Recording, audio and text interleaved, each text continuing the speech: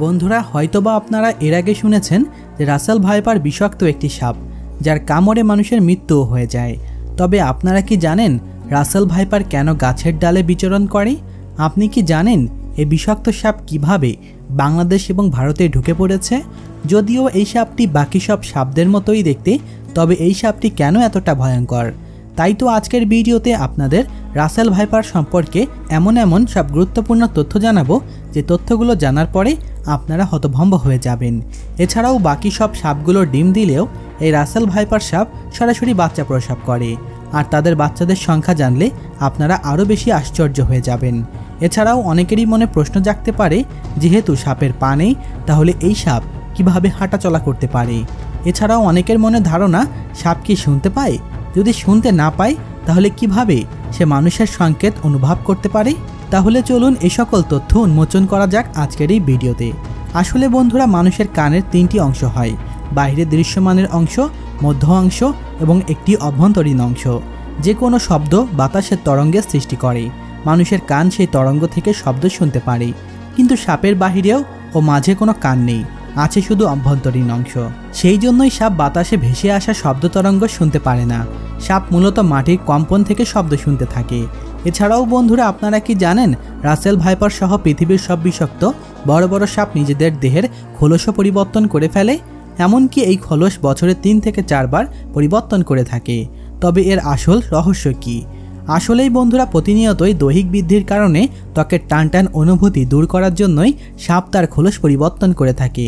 গবেষণায় দেখা যায় যে সাপের সারাটি জীবন ধরেই দৈহিক বৃদ্ধি সংঘটিত হয়ে থাকে, এমনকি তাদের বৃদ্ধা বয়সেও এই প্রক্রিয়াটি চলতেই থাকে।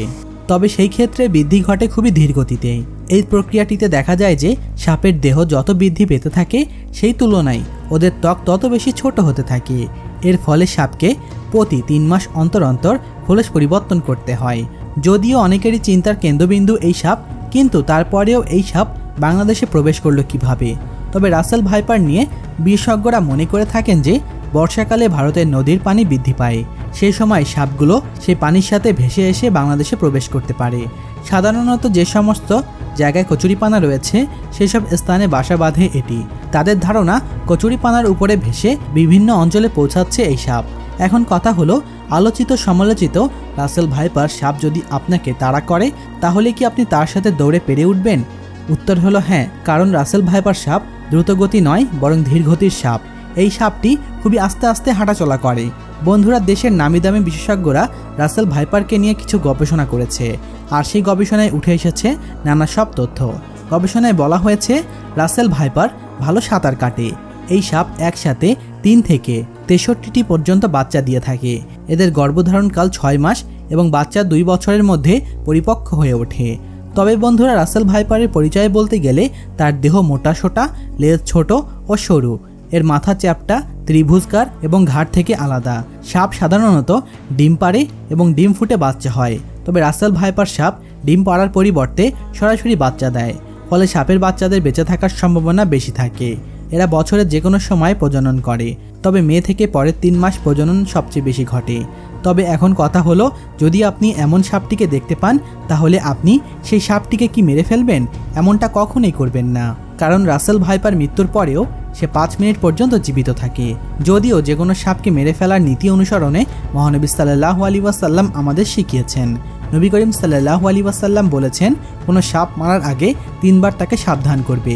এরপরেও যদি সে তেড়ে আসে তখন তোমরা তাকে মেরে ফেলবে, কেননা সে শয়তান। আবু দাউদ, হাদিস নাম্বার 5168।